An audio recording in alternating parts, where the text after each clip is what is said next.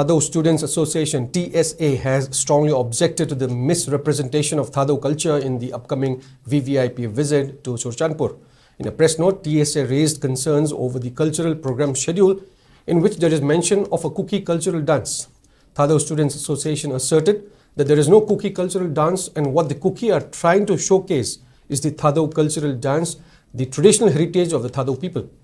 While maintaining that Kuki is not an ethnic identity but a political ideology often linked to separatist groups that are anti-Manipur, anti-peace, and have historically suppressed the Thadou community, TSA also informed that the issues and suffering of Thadou people remain ignored, including the recent assassination of Nehtam Jomhao by Su's signatory Kuki militants in Manza at Assam.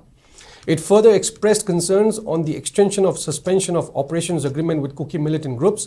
while asserting that such legitimization of non-indigenous militants threatens not only the Thadou but also the broader fabric of India's indigenous people. The press note from TSA further demanded immediate correction of the cultural program schedule to reflect Thadou cultural dance and not Kuki cultural dance, and also to recognize Thadou identity in all official records and public programs.